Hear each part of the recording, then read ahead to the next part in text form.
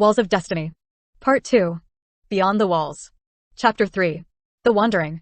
Jack sprinted across the bridge, his heavy feet thundering against the stone. Stop. Stop in the name of the concatenation of lands. The cry rang out, and the soldier signaled the horsemen to give chase. By the time Mylo glanced back, at least 3 riders were already closing in on them. I think we're in trouble, Mylo shouted, his eyes darting for an escape route beyond the bridge. I think you are right, said Jack, picking up speed as he shuffled forward, his massive form pounding the ground. The chase was on. They crossed the river and pushed into the rugged terrain of Ashdorn. Jack, though small, was an unusually fast breed of elephant, just as fast, if not faster than many horses, moved with surprising swiftness. The soldiers shouted orders, but there was no slowing now. The landscape shifted from open fields to scattered shrubs and trees, soon thickening into a dense forest, but Mylo had no time to appreciate the scenery. His mind raced, calculating their options. The road ahead split into 2 directions. Which way? Jack's voice echoed in Mylo's mind. I don't know. Left, take the left. Mylo shouted without thinking. Jack veered left, pounding through the terrain, his feet leaving deep prints in the dirt. For 2 miles, they pushed on, the elephant's powerful strides slowly but steadily wearing him down. The sound of hooves clattered closer, and Mylo could hear the guards gaining on them. At the next fork, Jack didn't hesitate. Without asking, he bolted left again, this time onto a muddy trail. The horsemen were almost upon them, but the thick, slippery mud seemed to slow them down. After another mile, the sound of pursuit faded. The horsemen had given up. They slowed to a more manageable trot. Good thinking, Jack, Mylo said, his breath coming in heavy gasps. The mud must have slowed them down, but they could still be tracking us. True, Jack replied, giving an affirming nod of his trunk. We shouldn't get too comfortable. They probably know the land better than we do. For the next hour, they moved cautiously, no sign of their pursuers in sight. Eventually, the dense forest cleared, and a small brook appeared in front of them, winding through lush, green fields. It was the perfect spot for a tired elephant to recover. Mylo led Jack to the stream, where the elephant drank deeply before grazing on the overgrown grass. Mylo, equally hungry, dug out some unleavened flatbread and water from Burdoc supplies. After he ate, he joined Jack in the field. I think it's too risky to go back for the road we missed, Mylo said, looking out over the vast fields. Jack raised his head and replied with a hint of amusement, I'm not sure I remember the way back either. Does Burdoc's map say anything about the terrain to the east? Burdoc didn't include so much detail, but I suspect it's more open fields beyond the trees. Mylo scanned the horizon, considering. I think we should head east through the fields for a bit, then veer south. We should hit a road soon enough. Then let's go, Jack agreed enthusiastically. The fields stretched on for miles. They camped a few times to rest, the nights growing warmer as the days wore on. No longer needing a fire, they set out again, cutting south after a couple of days.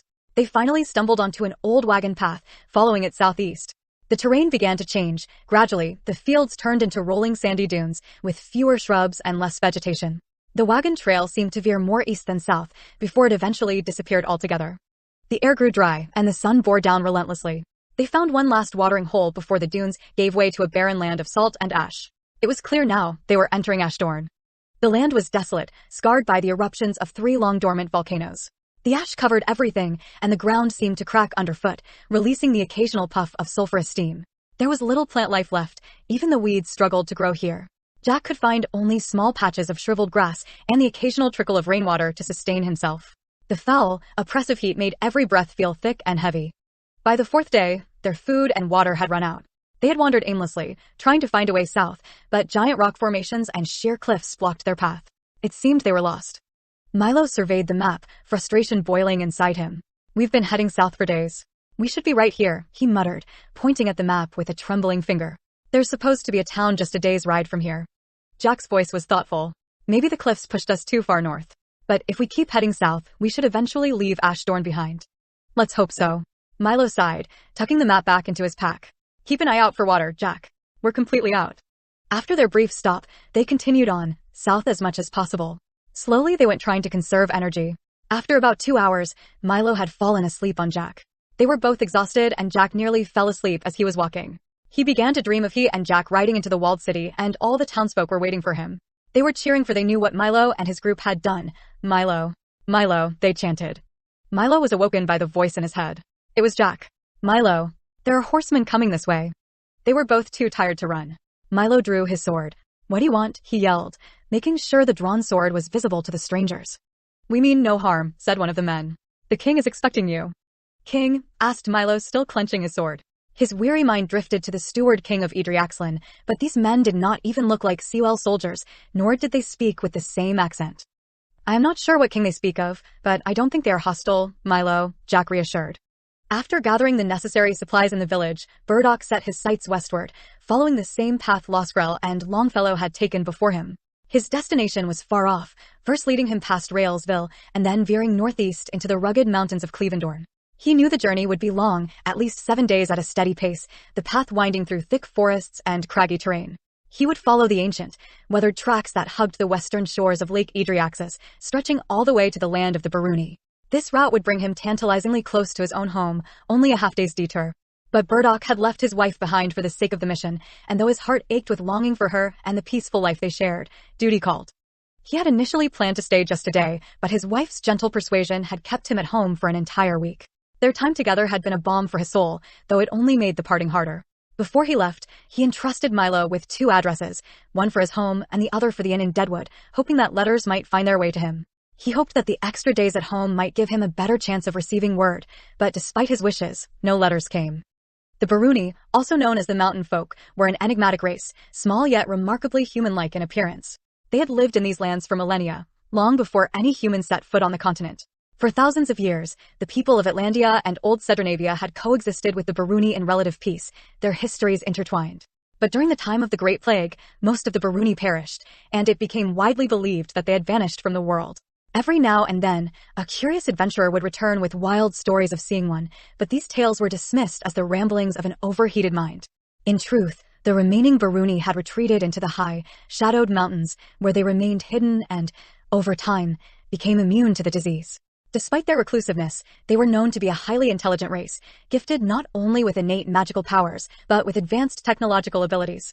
It was rumored that they had been the masterminds behind the construction of the trains and the rails that spanned the continent centuries ago.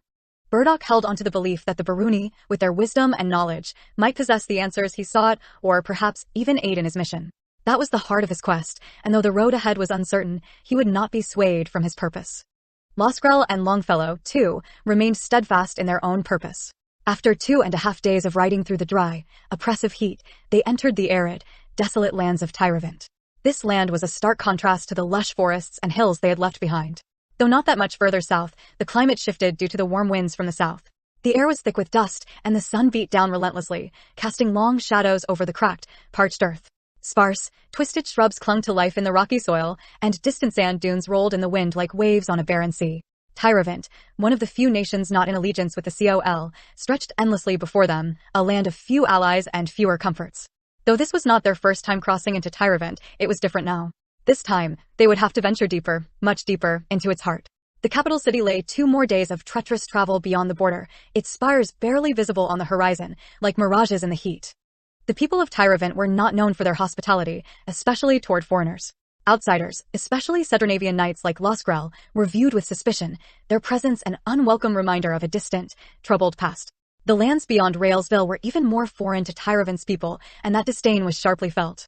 As the two pressed on through the barren desert, they felt the weight of the land pressing in on them, as inhospitable as the people who called it home. Their unease was confirmed when Losgrel spotted 5 Tyravantian camel riders, their figures cutting through the heat haze like shadows of the desert itself. The riders approached quickly, picking up the dry dust in their wake, their camels moving with surprising speed across the uneven terrain. Losgrel's instinct told him that fighting would be futile and fleeing impossible.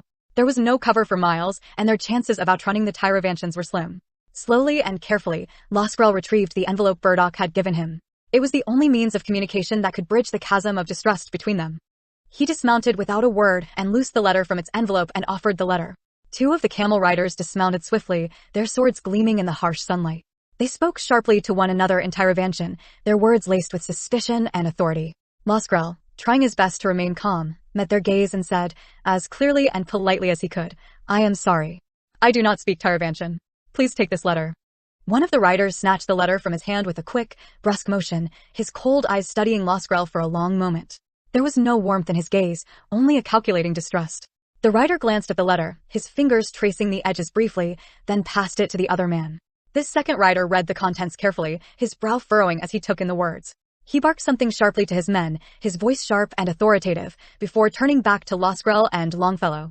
The riders murmured among themselves for a moment, the tension hanging thick in the dry air. Finally, the first rider motioned for them to remount. Famba! Famba! He shouted, his tone commanding and impatient. I think they mean to escort us, Loskrel said quietly to Longfellow, watching the soldiers mount their camels and move into position around them. The Tyravantian soldiers, their eyes sharp and wary, formed a tight ring around the two, guiding them toward the northwest. The whole group began their trek across the vast, unforgiving desert, each movement sending small puffs of dust into the air as they made their way toward the distant capital. The desert stretched out before them like a sea of sand, every bit as unpredictable as the people they traveled with. Perhaps it was the peculiar alignment of the moons, or maybe it was the will of the gods, but many felt the need to be on the move. Not long after their fateful talk, Yushime packed for his own journey. He preferred walking because it helped him think. And with his long legs and physical endurance, he could cover ground quite quickly and without the need to look after an animal. He set out in the opposite direction of Burdoc, heading east toward the city of River's Edge. As he began the journey, he mourned the loss of his familiar life within the walls and the people whom he had served for many years. The fear of being killed or imprisoned was not the issue for him, it was the possibility of the same happening to his people if he stayed. For he could not lie to the people and tell them the corruption and tyranny to come was just. If he was not there, he wouldn't have to lie to them, he thought. Many times, he justified his decision in his mind, but kept returning to it. The thought of leaving for his own selfish reasons weighed heavily upon him, but she was only the push he needed to actually go through with his exodus. About a day into his trek, a horse rider passed by him, and it led him to think of Burdoc.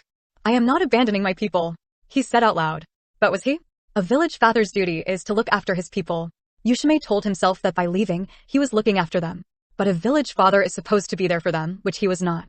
The job of a village father is to be an exemplar of the one, or as some have called him, fate breaker. The major religion of Midlandia was similar in many ways to that of Mylo's people in Atlantia. It made use of the Acts of the Three as well as other books. It featured the same gods and believed that the gods controlled the destiny of some, but not others. The Breterians believed that one man, hundreds of years ago, learned how to break the bonds of fate and control his destiny. He developed teachings and practices to help others break free from fate as well. The man's name was Odas Bratari, and he lived in the very western part of Atlantia, and his new religion spread to the west and into Old Sedernavia and beyond. The Atlanteans would not accept the new teaching. No one can break the bonds of fate, they would say. The village fathers would come a couple hundred years later, but claimed to have lineages all the way back to Odas himself. Their responsibilities were to faithfully transmit his teachings and liberate as many souls from fate as possible. The role devolved somewhat over the years to include things such as presiding over state holidays and leading processions and even marital counseling. But overall, they aspired to instruct people in the discipline. Burdoc admired all of the village fathers because of the good works they did, being a living emissary between gods and men. Burdoc, like many wizards, believed that everyone was born with free will but most fell victim to their instincts and their circumstances and chose not to make more of their lives, therefore not using the free will that they had. Out of all the village fathers, he especially admired Yushime because being the village father of the walled city came with additional challenges. He ministered to the locals as well as the many tourists. The people of the walled city came from various cultures, languages, and religions, making for an extremely difficult situation. But Yushime had the vigor, compassion, and understanding of 2 or even 3 village fathers. He was truly a man of the people. This was why Burdoc had become so disappointed in his old friend after their conversation. And Yushime was becoming disappointed in himself. He found himself approaching a small village called Valja, which was just south of the rail trail. It was getting late in the day, and he wanted to have one last night of comfortable sleep before his long journey ahead. Deep down, however, he was already beginning to doubt his decision. Wondering how much of his motivation was his desire to be with Nepri and how much was due to her prophecy about revolution, and he thought perhaps being around people might help him decide whether or not to continue or go back and take some other course of action.